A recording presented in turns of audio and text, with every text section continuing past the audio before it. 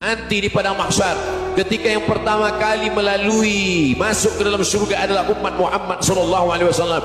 Ribuan tahun lamanya mereka tegak di atas padang mahsyar, tapi yang pertama kali diberikan jalan adalah umat Muhammad sallallahu alaihi wasallam.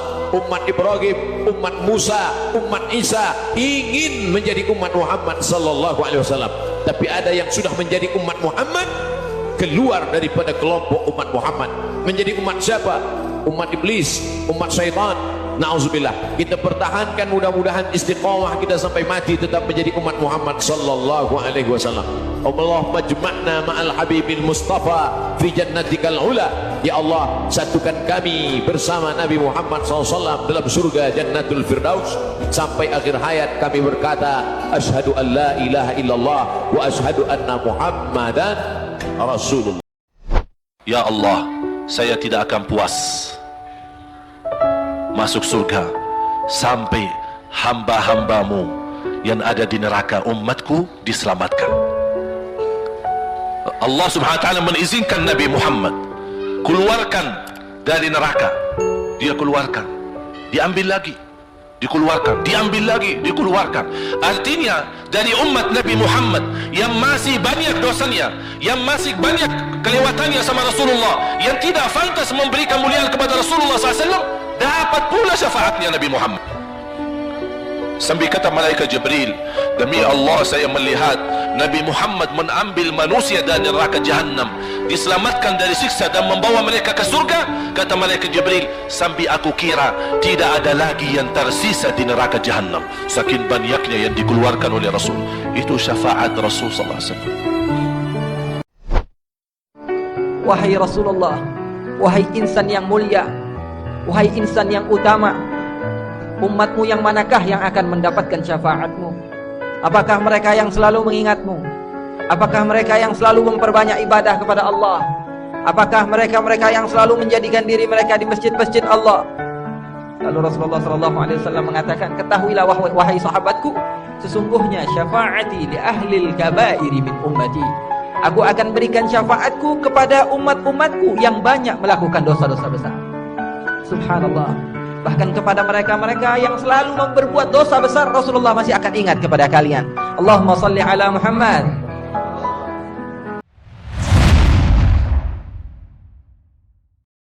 Assalamualaikum warahmatullahi wabarakatuh. Setiap umat Islam berdoa agar bisa mendapat syafaat dari Rasulullah Shallallahu Alaihi Wasallam pada saat hari akhir. Hal ini karena beliau merupakan manusia pilihan Allah Subhanahu Wa Taala. Dalam Al-Quran, Allah Subhanahu Wa Taala seringkali menyampaikan jika hari kiamat itu pasti akan datang. Pada saat itu, manusia akan dimintai segala pertanggungjawabannya atas apa yang dilakukannya semasa hidup di dunia. Kata syafaat diambil dari kata syaf, yang artinya genap sebagai lawan dari ganjil. Secara bahasa, artinya pertolongan.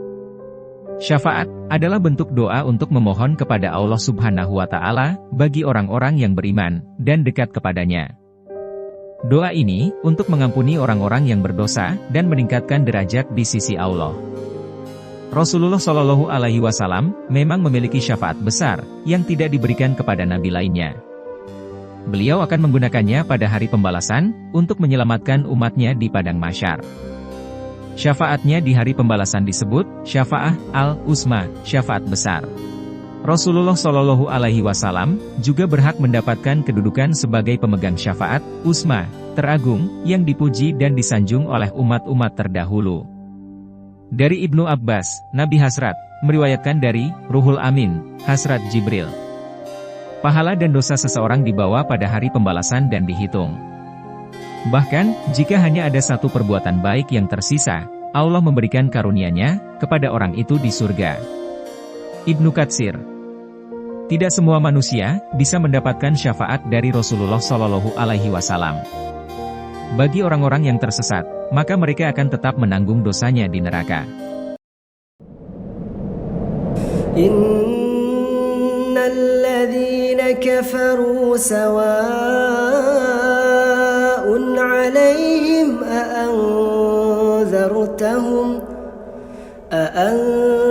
أأنذرتهم أم لم تنذرهم لا يؤمنون يؤمنون ختم الله على قلوبهم وعلى سمعهم وعلى أبصارهم غشاوة ولهم عذاب عظيم. Besarnya kasih sayang Rasulullah Shallallahu Alaihi Wasallam kepada umatnya memang tidak akan tergantikan. Beliau lebih memilih tawaran syafaat dibandingkan memilih tawaran masuknya separuh umatnya ke dalam surga.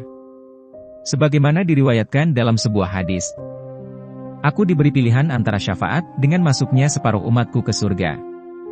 Namun, aku memilih syafaat. Sebab, syafaat lebih menyeluruh dan lebih banyak. Mungkin saja, kalian mengira syafaatku hanya untuk orang-orang bertakwa? Tidak. Tetapi juga untuk orang-orang yang berdosa. Hadis riwayat At-Tirmidzi. Ada beberapa syafaat Rasulullah untuk umatnya yang perlu diketahui. 1. Syafaat yang hanya dimiliki Rasulullah Shallallahu Alaihi Wasallam. Syafaat ini bersifat eksklusif, karena hanya diberikan kepada Nabi Muhammad Shallallahu Alaihi Wasallam saja. Saat umat manusia menjelang dihisab, dalam pengadilan hari kiamat, keadaan padang mahsyar sangat memberatkan manusia.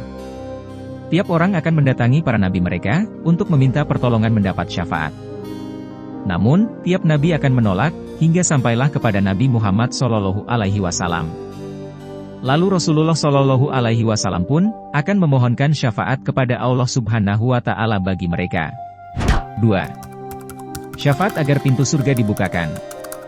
Ini merupakan syafaat Rasulullah Shallallahu Alaihi Wasallam untuk kaum beriman, yakni mereka calon penghuni surga. Dengan syafaat ini, penduduk itu akan meningkat derajatnya di dalam surga. Dari Anas bin Malik dia berkata, Rasulullah bersabda, saya mendatangi pintu surga pada hari kiamat, lalu saya meminta dibukakan. Lalu seorang penjaga, malaikat, bertanya, siapa kamu? Maka aku menjawab, Muhammad. Lalu ia berkata, khusus untukmu, aku diperintahkan untuk tidak membukakan pintu untuk siapapun, sebelum kamu masuk. Hadis riwayat Muslim nomor 179. Oleh karena itu, pintu surga tidak akan dibuka sampai Rasulullah Shallallahu Alaihi Wasallam memberi syafaat. 3. Syafaat bagi sebagian orang beriman, untuk masuk surga tanpa hisab. Sebagaimana riwayat Rasulullah Shallallahu Alaihi Wasallam, yang memberitahu para sahabat, tentang 70.000 orang yang akan masuk surga tanpa hisab. Dia berkata, kepada salah satu sahabat yang memintanya, untuk berdoa kepada Allah untuk menjadikannya salah satu dari mereka. Kamu akan menjadi salah satu dari mereka. Aku meminta Allah Subhanahu Wa Taala untuk mengizinkanku memberi syafaat bagi umatku. Dia mengizinkannya untuk memberikannya kepada 70.000 orang tanpa hisab. Hadis riwayat Al-Baghawi. 4. Syafaat bagi kaum muslimin yang melakukan dosa besar. Rasulullah Shallallahu Alaihi Wasallam ingin memberi syafaat bukan hanya untuk orang bertakwa saja, namun juga untuk umatnya yang melakukan maksiat saat hidup di dunia hingga menyeretnya masuk ke dalam neraka. Mereka, menurut hisab, pantas dimasukkan dalam neraka untuk menebus dosa. Namun, Rasulullah Shallallahu Alaihi Wasallam kemudian memohonkan syafaat kepada Allah Subhanahu Wa Taala sehingga mengampuni dosa-dosa mereka. Hal ini sejalan dengan pendapat seluruh ulama ahlu sunnah wal jamaah. Mereka sepakat penghuni neraka yang memiliki keimanan dalam hatinya, meski hanya sebutir atom. Mereka lantas akan diberi syafaat sehingga bisa keluar dari neraka. Baik melalui para nabi, orang mukmin atau malaikat, maupun dengan rahmat dari Allah Subhanahu Wa Taala. Jadi, meskipun manusia melakukan dosa besar, tetapi meninggal dalam keadaan beriman, mereka bisa mendapat syafaat Rasulullah Shallallahu Alaihi Wasallam dengan izin Allah Subhanahu Wa Taala. Ini juga mensyaratkan bahwa orang-orang yang melakukan dosa kecil juga bisa mendapatkannya jika mereka meninggal dalam keadaan beriman. 5. Syafaat bagi orang-orang yang pantas disiksa di neraka. Rasulullah Shallallahu Alaihi Wasallam akan memberi syafaat kepada umatnya yang berada di neraka untuk meringankan hukuman mereka. Ini juga diberikan bagi orang-orang yang pantas masuk neraka. Rasulullah bersabda, Tidak ada seorang muslim yang meninggal, dan 40 orang yang tidak menyekutukan Allah berdoa untuknya, tetapi Allah akan menerima syafaat mereka untuknya. Hadis riwayat Muslim, nomor 1577. 6. Syafaat bagi sejumlah orang-orang kafir. Syekh Al-Baijuri menjelaskan bahwa salah satu syafaat Rasulullah Shallallahu Alaihi Wasallam adalah meringankan siksa sejumlah orang kafir. Misalnya, untuk pamannya Abu Thalib. Hal ini juga diriwayatkan dari hadis Al-Bukhari. Al-Abbas ibnu Abdul Muthalib bertanya kepada Nabi, "Apakah kamu memberi manfaat kepada pamanmu Abu Thalib, karena dia selalu melindungimu?" Lalu, Rasulullah bersabda, "Ya, aku memang bermanfaat baginya. Dia berada di bagian neraka, yang sangat ringan dengan memakai 2 sendal, dari api, yang menyebabkan otaknya mendidih akibat panasnya. Siksaannya adalah yang paling ringan, dari penghuni neraka, dan jika bukan karena aku bersyafaat untuknya, maka dia akan berada di bagian neraka yang paling rendah." Hadis riwayat Bukhari. Syafaat bukan untuk menyelamatkan orang berdosa dari hukuman di hari pembalasan nanti. Namun, untuk mengangkat manusia-manusia yang berbuat baik, agar bisa masuk ke surga. Dengan kata lain, syafaat ada untuk meningkatkan pahala, dan bukan untuk mengurangi dosa. Tanpa izin dan janji Allah, tidak ada yang bisa memberikannya. Semoga kita semua masuk ke dalam golongan, yang akan diberikan syafaat oleh Rasulullah Shallallahu Alaihi Wasallam di hari akhir nanti.